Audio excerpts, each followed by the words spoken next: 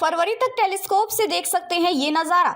Erich के scientist ने बताई ग्रहों की परेड की कहानी। गणतंत्र दिवस से पहले सोशल मीडिया पर ग्रहों की परेड की खबरें वायरल हुई। दावा किया गया कि कई ग्रह सीधी रेखा में अलाइन होंगे।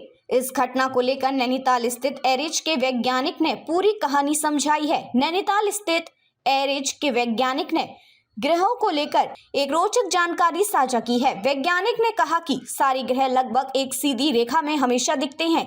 ऐसा दिसंबर के अंत से शुरू होकर लगभग 2 महीने तक होने वाला है।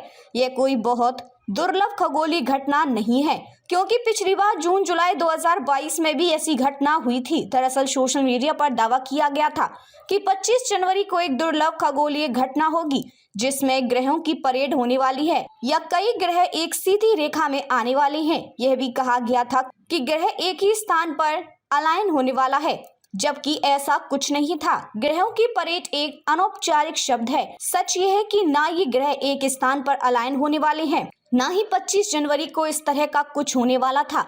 एरिच से साइंटिस्ट ने कहा कि सूर्य के चारों ओर पृथ्वी की कक्षा को क्रांतिवृत्त कहा जाता है। उसे बहुत सी खगोलीय बातों के संदर्भ में लिया जाता है। जिस तरह और मंडल की उपलब्धि हुई, उसके कारण सभी ग्रह सूर्य की परिक्रमा करते हैं। इसलिए पृथ्वी से देखने पर सभी अन्य ग्रह रात के आकाश में अलग अलग समय पर लगभग एक सीधी रेखा में नजर आते हैं। साइंटिस्ट ने कहा कि कल्पना कीजिए कि आप एक विशाल चूड़ी के अंदर हैं और अन्य ग्रहों को इस चूड़ी के बराबर चलते हुए देख रहे हैं। ग्रह अलग अलग दूरी की कक्षाओं में सूर्य की परिक्रमा करते हैं। वे ऐसा अलग अलग अवधि में करते हैं। उदाहरण के लिए पृथ्वी के एक दिन को इकाई माने तो बुध को 88 दिन लगते हैं, शुक्र को 225 दिन लगते हैं, पृथ्वी को लगभग 365 दिन लगते हैं और इस तरह अन्य ग्रहों को अधिक समय लगता है। जब तक सूर्य से दूर का कोई ग्रह एक चक्कर पूरा करता है, तब तक पास का एक ग्रह एक से अधिक चक्कर पूरा कर चुका होता है। कुछ वर्षों के दौरान ऐसे कई अवसर होंगे। कुछ दिनों से लेकर कई महीनों की अवधि तक हमें रात के आकाश में एक समय पर दिखाई देंगे। बुध, शुक्र, मंगल, बृहस्पति और शनि इतने चमकदार हैं कि वे खुली आंखों से भी चमकीले तारों की तरह दिखाई देते हैं। उनके आकार को स्पष्ट रूप से देखने के लिए एक छोटा टेलीस्कोप पर्याप्त है। यूरेनस और नेपच्यून इतने धुंधले हैं कि वे खुली आंखों से नहीं देखे जा सकते और टेलीस्कोप में भी केवल बिंदु सरीखे दिखाई देते हैं। दरअसल जून 2024 से सूर्योदय से पहले एक ही समय पर शनि, नेपच्यून, यूरेनस, बृहस्पति और मंगल ग्रह आकाश में मौजूद थे। बारिश का मौसम समाप्त होने के बाद इन सभी को आधी रात के आसपास एक समय पर देखा जा सकता था।